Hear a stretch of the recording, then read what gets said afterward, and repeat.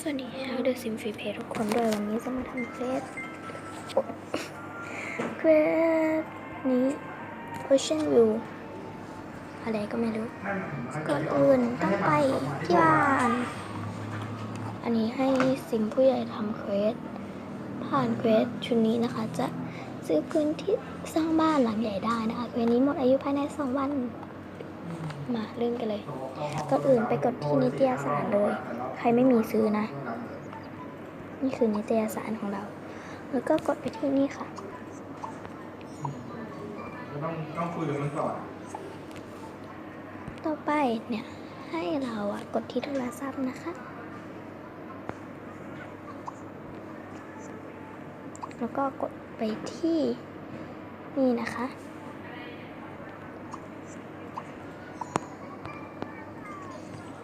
แล้วก็ต่อไปก็ให้เราเนี่ย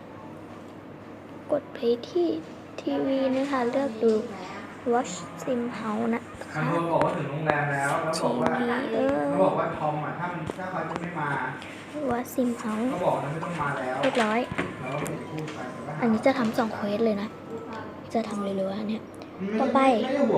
กดที่ทีวีนะคะเลือกดูว่าซิมไม่ใช่อันนี้เอาไปแล้วกดที่เครื่องกาแฟเครื่องกาแฟ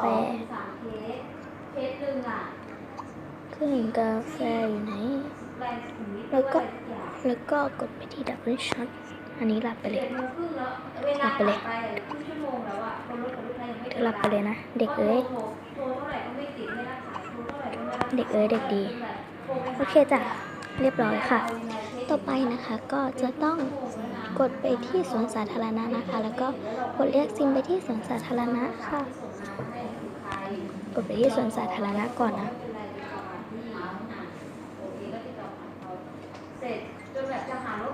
แล้วก็กดเรียกซิมไปจะทำแบบไวๆนะแบตเหลือ 7% เองนะไหนเลือกสมหญิงไปแล้วกันนะเรียบร้อยค่ะข้อนี้ต่อไปก็ต้องกดที่เป็ดที่สระน้ำนะคะแล้วเราก็กดไปที่อันนี้นะคะเป็นตัวนี้ค่ะโอเคค่ะต่อไปนะคะกลับไปบ้านค่ะแล้วก็กดที่อ่างล้างมือนะไม่รู้อยู่ไหนไอ้นี่ก็โมโหมากไอ้ครับไอ้โอมานที่นี่แหละมันก็อ่างล้างมือแล้วก็กด wash hand นะคะต่อไปนะคะก็ให้เราเนี่ยไปดูบนแผนที่ค่ะแผนที่ก็คือพวกรอบเมืองเลยนะแล้วก็กดไอคอนดูนะคะเราต้องกดไปที่อันนี้นะคะ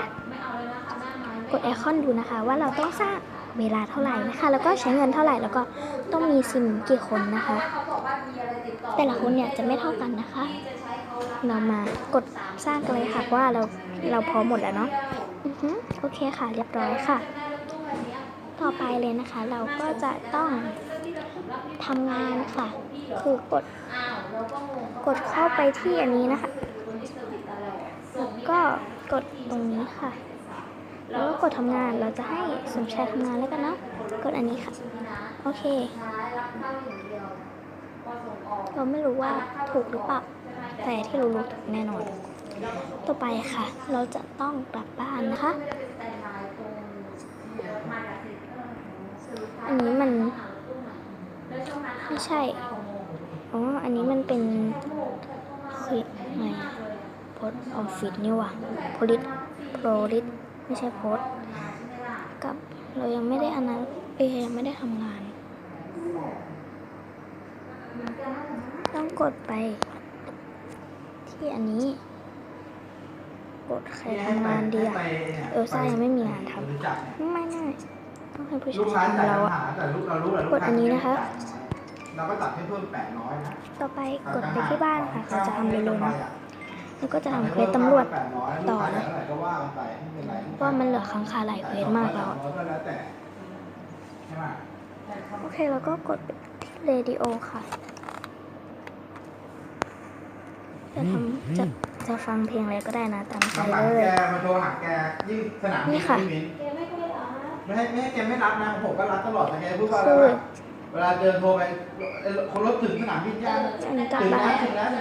พอลูกค้าโทรไปแล้ว โอเค รถรถ มา ไหนอ่ะโอ้พี่ไม่รู้พี่ไม่ เราจะฟังเพลงอันนี้แล้วกันนะ โอเคเรียบร้อยค่ะเสร็จเควสนี้นะคะ เราก็จะสร้างบ้านบนพื้นที่ขนาดใหญ่ได้นะคะ2ค่ะทำเควสชุดนี้เสร็จทันเวลาเนี่ยจะได้รับรางวัลคือซื้อบ้านเห็นวิวชายทะเลได้นะคะ คือดีมากมาใครที่อยากรู้ว่ามันจะเป็นยังไงมา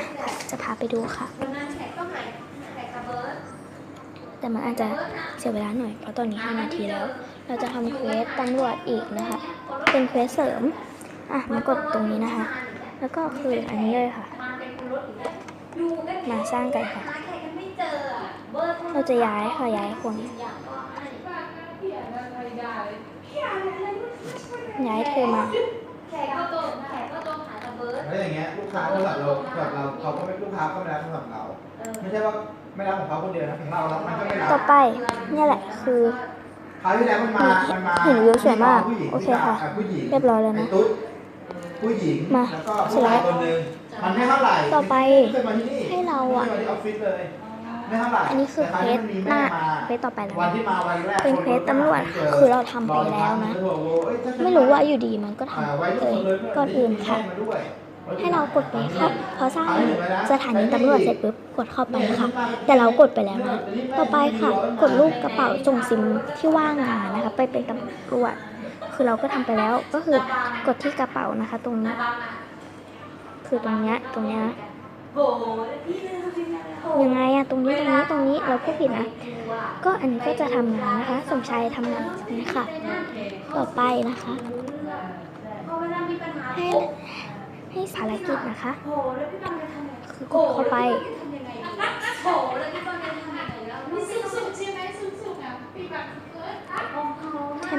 ใช่ไหมทำภารกิจใช่ไหม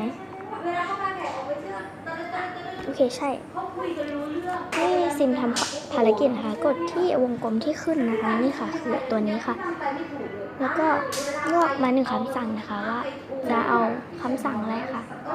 เราจะกดเป็นอันนี้แล้วกันนะ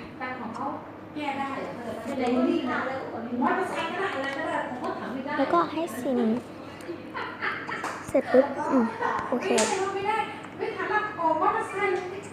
แล้วก็ให้ซิมนะคะทำภารกิจอีกค่ะ กดที่อันนี้แล้วก็กดอันนี้ค่ะ ต่อไปค่ะ ต่อไปนะคะ ให้เราไปกดสัญลักษณ์ตำรวจนะคะ ด้านซ้ายมือค่ะ ตรงนี้ แล้วก็กดไปที่ไหนอะกดไปที่อันนี้นะโอเค ต่อไปนะคะ แล้วทีนี้ผมว่า ให้ซิมตำรวจไม่ใช่ ที่โรงแรม ให้ซิมตำให้ไม่ต้องให้ซิมให้กดเป็นสัญลักษณ์อีกครั้งนะคะ ผมว่า แล้วก็กดออกมาอีก ผม ครั้ ว่าง กลับมารับลูกค้าที่นี่ผมจะคิดลูกค้าอยู่นาน เพราะว่าถ้าเกิดไปดอนเมืองเนี่ย2 ให้ วัน ซิม ใช่ไหม ตำรวจทำภารกิจอีกครั้งนะคะกดที่วงกลมค่ะ ก็คืออันนี้นะกดไปเลย เราจะรีบๆนะ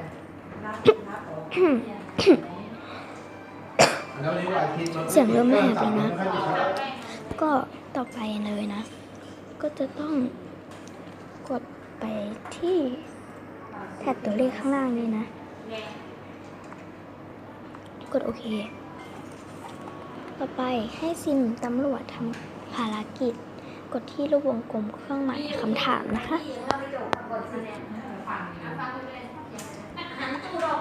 กดค่ะโอเคค่ะ เรียบร้อยค่ะ